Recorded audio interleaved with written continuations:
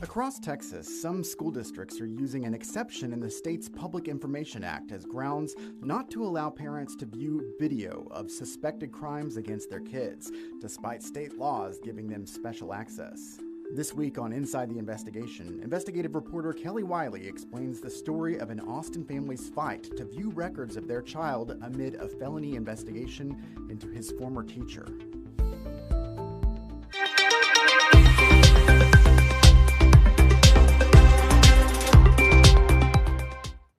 Hello, thank you for being with us for this Inside the Investigation. I'm Josh Hinkle, and today I am in the host seat because Kelly Wiley, who's here with me, is actually the one who has reported this story. I'm much more comfortable here.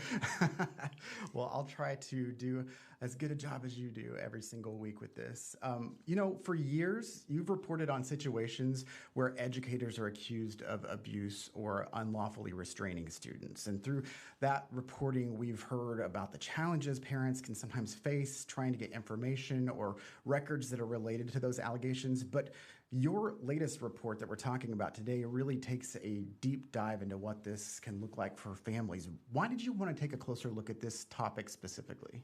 Well, as you know, a lot of the stories that we work on start with a tip, and I started talking to this Austin ISD mom who had just learned from her son that his now former teacher had allegedly pinned him behind a classroom door, which, as you can imagine, was a really upsetting story for her to hear. And so she's navigating that, but she was telling us and walking us through the process of how she went to the school, tried to get this video, and really, she said she wasn't expecting to have so many roadblocks and challenges.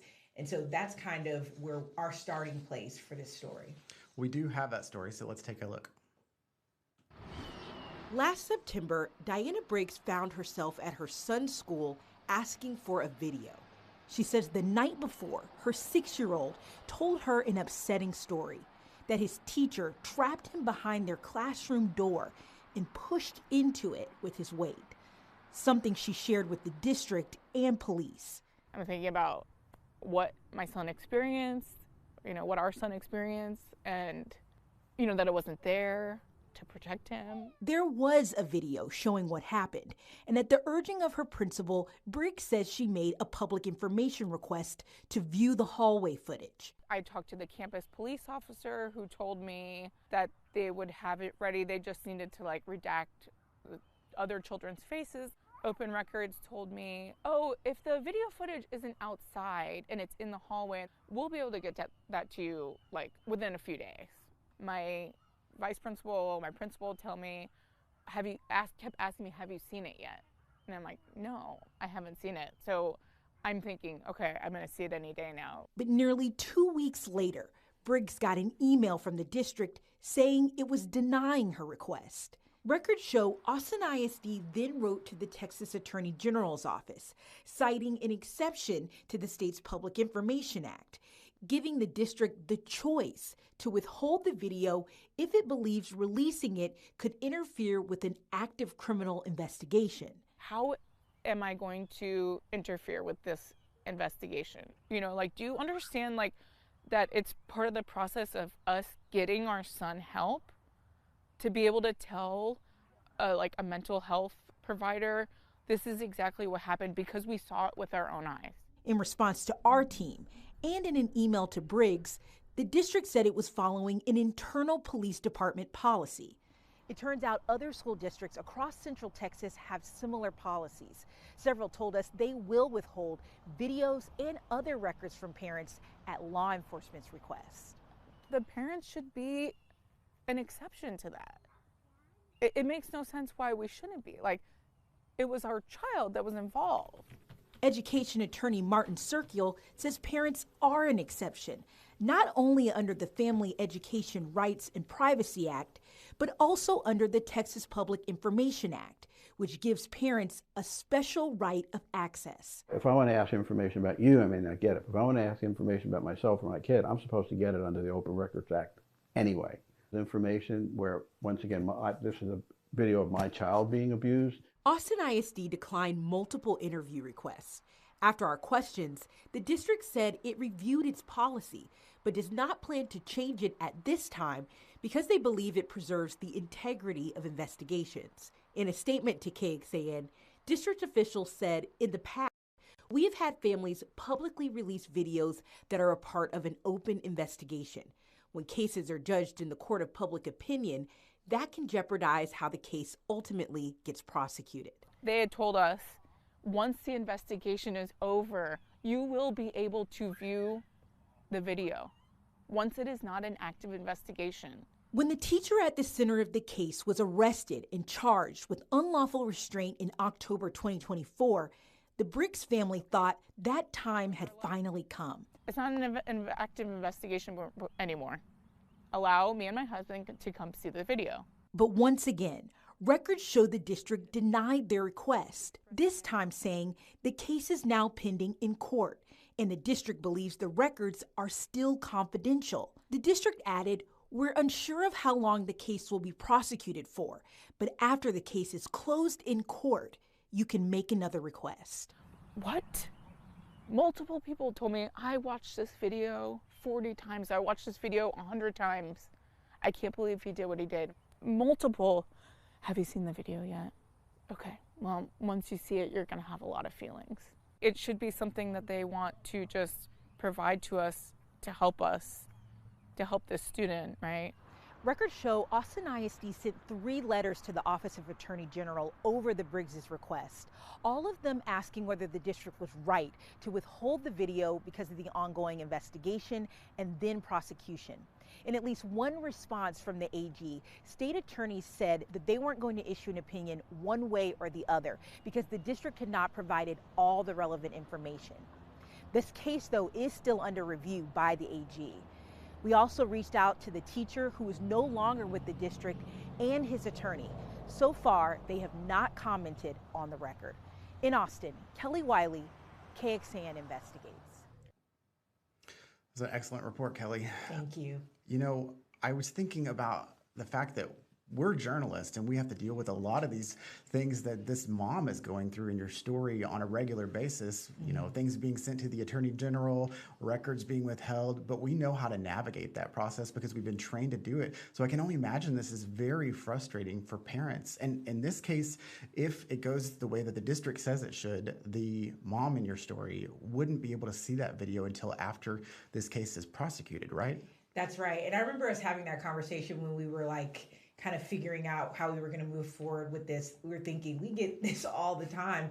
And you're right, it is complicated enough for us.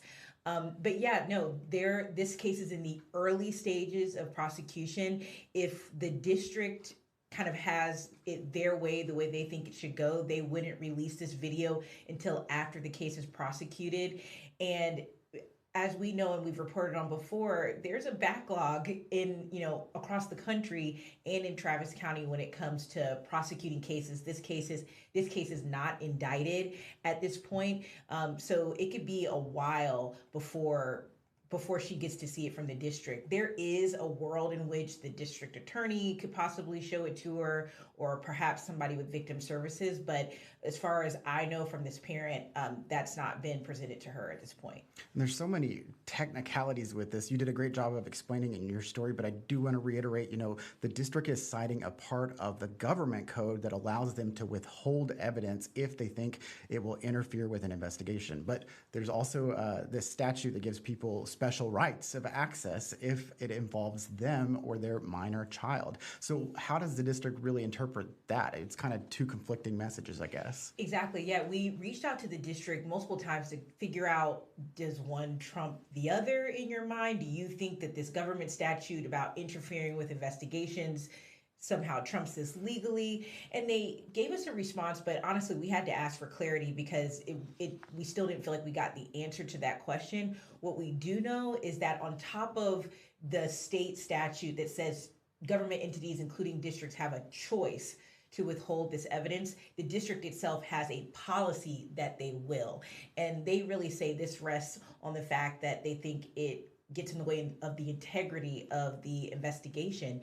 And they said they've had parents in the past release videos that while the ongoing investigation is happening, and they think it then gets played out in the court of public opinion. That was according to their statement to us. Yeah, and I know, that AISD did tell you that it reviewed its policy after your questions and they still landed on this same decision. But there are other districts that have similar policies, right? That's right. We reached out to all of the school districts in Central Texas, and not all of them responded to us, but the ones that did, there are a lot of districts that have similar policies. Not necessarily a hard and fast, like what we see with Austin ISD, that we will not release them when there's an ongoing investigation, but several districts told us they will withhold videos, other records from parents at law enforcement's request. And you have to remember, school districts sometimes have internal police departments, and sometimes they're working with the sheriff's office or another law enforcement entity. And they say they will defer to them quite often when it comes to parents' requests to see videos. But it's also important to point out, education attorneys say that special right of access is the main point here, that if I want information about you, that's when this statute that the districts are citing would come into play. But if I'm requesting information about myself or my child, that's when I have that special right of access. And there's also federal law that talks through this, that talks about parents having a right to access education records, and that videos, if they meet a certain criteria, are considered an education record. We're talking about if a video is directly related to a student, including it showing them being injured or attacked. If a video is maintained by the district, it would also make it an education record. And in this case, we reached out to AISD to ask them that. Who installs these cameras? Who maintains them? And they let us know that it is in fact their operations department. It's not a law enforcement entity. So all of those things are actually written out in federal law to kind of dictate how districts navigate releasing this information. I know some police departments, when we're talking, outside of school districts, whenever there is a video that might be related to one of your family members who might have passed away or something like that, sometimes police departments will let the family come in and view the video. They don't give them a copy of it necessarily because that could hinder the investigation or the prosecution. But I was just curious, why wouldn't AISD just do something like that? Like, let the mom come in, see it. Like she said in your story, so many people at the district have said, we've seen it. Have you seen it yet? What's going on there? That was a big frustration point for her, that other people had seen it, but not her. Why am I going to interfere and not these other folks? But to your point, you said this earlier, we've reported on this sort of thing before, parents getting access. It is very common for school districts to say, no, we're not going to give you a copy, but you can come in and view it. And so that was one thing that stood out to me when we were actually hearing about this story. Usually we hear, I can't get a copy. I saw it, but I can't get a copy. And it's the fight to do that. But usually the districts do allow them to view it. So we also thought that was strange. What's going to happen next with this case? So right now it's been nearly 5 months and the parent has still not seen this video. There's kind of three things going on for this family. One, you heard her say in the story, their main reason for wanting to watch it is so that they can let mental health providers know what happened. They want to be able to make sure they can craft whatever care they need for their child around what actually happened. So that's one, they're trying to take care of their kid and make sure that he is doing well. And from what she tells us, he is doing well. But second, she's still trying to see this video. She, now it isn't in the prosecution phase. So there are other people who might have access to it who could potentially let her see a copy. But then, there's the third part that is, like I said, this is an active case that's being prosecuted. So, she's been in court. She's been navigating that. So there's a lot there for that family. But then additionally, on the legislative side, we mentioned this in our story that aired this week, but there are bills that are already filed that kind of touch around this issue of parents' access to education records.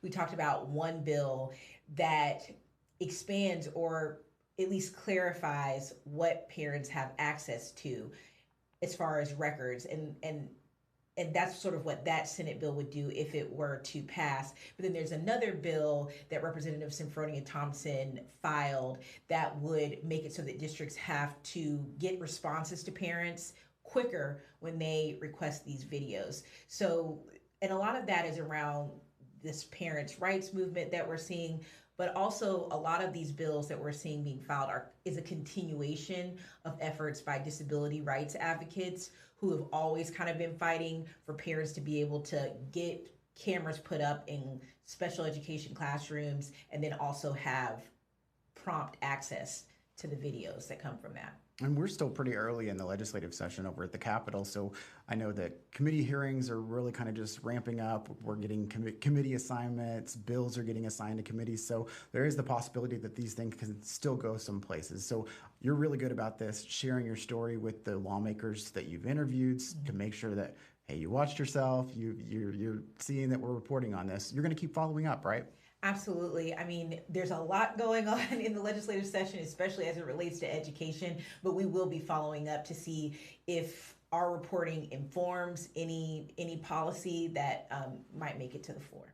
So I think some people might be wondering, why didn't we name the former teacher in your report?